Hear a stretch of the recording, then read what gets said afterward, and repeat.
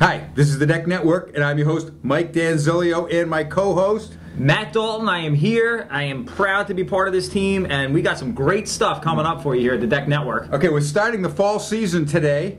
We've taken some little time off, and we've been busy. I've been traveling. I went to the Deck Expo in Baltimore. You're like an international man of mystery here, Mike. Now, you were going to these different deck expos. Okay, I went to the Deck Expo. Okay. Which, of course, I see a lot of products, and I get to see all the manufacturers and everybody that's in the decking industry. Then I went to the Principia Conference on Composite Decking and Railing in Atlanta, which was great. Beautiful place to be, and you know, if you watch these videos, you know that Mike likes to stay well versed in all the different innovations that apply to this industry, and it seems like you've come back with some really good stuff from these shows. I picked up a lot of contacts, and they're going to be on the Deck Network, on right back here, and we'll get to that in some wealth of information on the website as well. A lot of different ways to get Matt, what this have you been doing? Well, I've been busy. Not only have I been signing exclusively here with the Deck Network, but I welcome my daughter into the world, little baby Emily. And, okay, we have her right back here. There she is. She's probably reaching for a boob right there because she is quite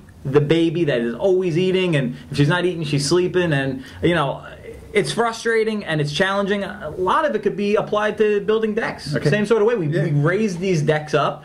Same way we do with our children. Matt has 2 in diapers right now. It's pretty hectic. That's why we're not going to tell you what's in my Deck Network mug, but it ain't coffee. Okay. Yeah, Lord for whiskey. All right. So let's. So that brings us to what today's show is going to be, and let's take some information that I got from the Principia conference. Okay. And according to Principia, the top 5 composite decking suppliers account for 80% of the market in 2012. That's up from 65% in 2004.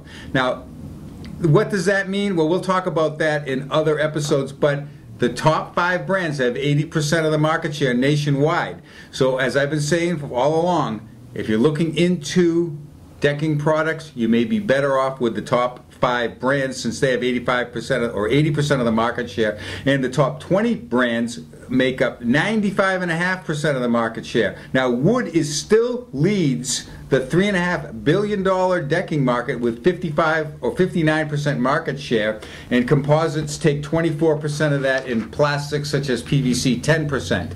And the biggest difference I see in some of these brand name deckings to some of these off-brand deckings, that most of them are either a grooved product or they're a non-groove product. I always think it's much easier to install a product that already has grooves in it. But that brings us to what we're going to talk about today in the first video. Is we're going to talk about a product called the Camo tool, which Matt happens to know quite a bit about since that's what he used on his deck. If you reference a couple videos earlier, you'll see me actually using the Camo tool. And you know, I don't have any experience. The Camo tool, and you'll see on the video here, it makes it very user-friendly for someone like myself to get the spacing down. Who wants to see screws on the top of the deck? It doesn't look good. Yeah. With the Camo tool, it conceals it on the side of the decking. And it really makes a difference, I feel, in the aesthetic value of the deck, as well as the fact that, you know what, you get the spacing just right with the Camo tool. It looks great. And when people spend a lot of money on decking, the last thing they want to do is see screws or nails on the top. And our first product that we're going to show is called the HidFast gun. Now, this is mainly for higher priced decking, such as AZAC, that's not grooved, because the fastener is a stainless steel fastener. So let's just get right into the videos and see how this works. All right now we're with a friend of mine, Glenn Tebow from HidFast. Glenn, how you doing today? Great, Mike. Nice to see you again. Nice to see you again. Okay, now give us a little demonstration of what you have here. First, tell us a little bit about what you have. What I have is the only hidden deck fastener that is collated. So we have 25 pieces in a strip. We can load 2 of these into our pneumatic tool to shoot hidden fastening into decking faster than anything else on the market. You drop the clip in the top, pull this back, now your pressure's on as a feeder, and we can shoot into square edge board, pre-groove board, and also our newest fastener will shoot tongue and groove board. So in order to shoot the tongue and groove board, you just change an attachment on? Actually, what we'll do here is we take this brace piece off, we adjust this foot plate all the way down to its lowest setting, and pull this pin all the way up. And now you're ready for... Okay, so there's no real you don't have to add anything, buy anything, so it's just included in what you already have. Correct. All right, let's come on in, Kevin. Let's see what this is what it looks like in a cross section. We have the nail comes through into the one piece, and it leaves the little tongue piece. You want to call it that? Mechanical tongue. Mechanical tongue, and then you tap this board in, and it goes into that, and that holds both sides of the board down. So let's just see how quickly and easily these products work. We also include our dead blow mallet with our tool. Our tool has what we call a positioning pin too. It's right here. You can be in the up position. You could nail into a solid substrate and move the tool anywhere you want. But we put the pin in for the convenience of the contractor. When it's in the down position, it acts as a positioning pin onto the joist that you're going to fire into. And this is all you do. That's it. Now, Kim, can you get in real close here? You can see that it's also going to give you your gap by the short spacer bar underneath the short prong. All right, now let's see how quickly and easily the next board goes in. You just reach out, slide the board up, and start from one end and work down the board. You tap it here, and you just keep tapping as you walk down the length. Once it hits the spacer, you're automatically gapped. Well, Glenn, I think you got it down pretty well. People that do a lot of decks, this is what they use to put their decking down.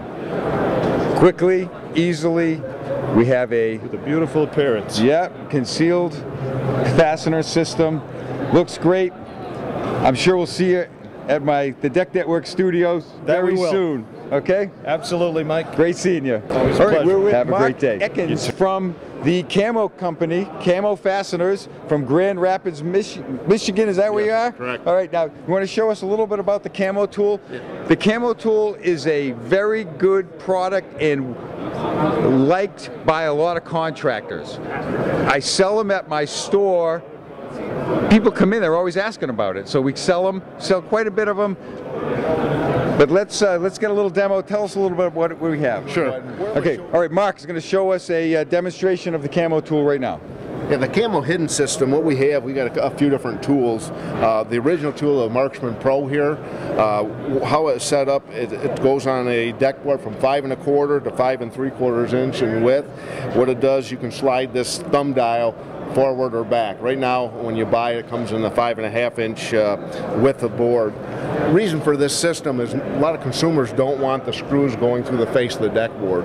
When the screws go through the face of the deck board, traditionally will split the deck board. It looks ugly. Splinters and stuff come from around the screws. So we've come up with a hidden system. How the system works is the screw itself has an augering tip on it. It actually cuts the fibers as it goes into the deck board, and it works on any type of decking, from something softer like a PVC or a treated, or up to something extremely hard like an Ipe deck board. I'm going to show you on a treated deck board here in a minute. We've got the original tool here, and then the Pro X tool. The only difference between the two tools is the spacing on the back. On this one is 1/16. Gets that deck board closer when you're fastening it down as far as the space, the gap between the deck. So when the decking does shrink, you end up with a smaller gap than what you would with the original tool. And then the third tool I'll show you real quickly is our narrow board tool. This will go from a 5 inch deck board wide all the way down to a 3 1/4. Okay. So we do have some new products for the Camo line. You take the tool, you squeeze the lever here, it opens up the jaw, it locks down over the top of your deck board. I have a deck board in front that's already down, okay? So I'll drop my fasteners in both the front side here and then around the back. So I'm going to run 2 fasteners in succession. What you want to do, you want to do the outside first. So you're pushing against the deck board that's already there. So it's taking the spacer foot and it's spacing, actually gapping between your deck board. When you buy the screws, the bit comes with it. And with this bit has a shoulder on it. When that shoulder hits the metal on the tool, it's all the way in. Run your drill at full speed and just follow it on down. Get to one side, so I've pushed against my existing deck board. Now I'm coming back and doing the back side, and then I move on down to my next joist. So you can see it's simple, it's easy, and it's fast. It looks a heck of a lot better than seeing it on the top here, that's for sure. Now we're going to see it used on epay, a real hard board. So let's see how that works. Yes, this is one of the challenges that guys go, I works on epay, they go, yeah, right. As I talked earlier, the tip of the screw actually cuts as it goes in. You'll see it cutting the fibers and removing it. I clamp the tool onto the deck board. I drop my screw in. I'm only going to run on the front side because I don't have a joist on the back there to run it into. You don't want to push hard. Let the screw do the work. The harder the material is, the less amount of pressure you want to use because it's kind of counterintuitive to what we do. We want to let that screw tip start cutting. As you see, I started it. It is starting to cut. You'll see some wood fibers coming down onto the rail around the deck board. Now I can start to increase my pressure, and it fastens it on down. As you can see, it cut through the edge of the deck board and fastened it down to the joist. It took the material out? Yes. Brought it in there nice and clean? If this material has to go somewhere, if it doesn't come out, it's going to crack the board.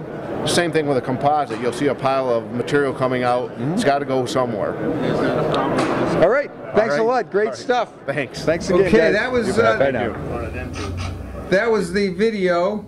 And now the hit fast gun. Did you see really how that worked? It's like a flooring gun, and he was able to shoot those cleats in there really fast. And it's great. It spaces it for you.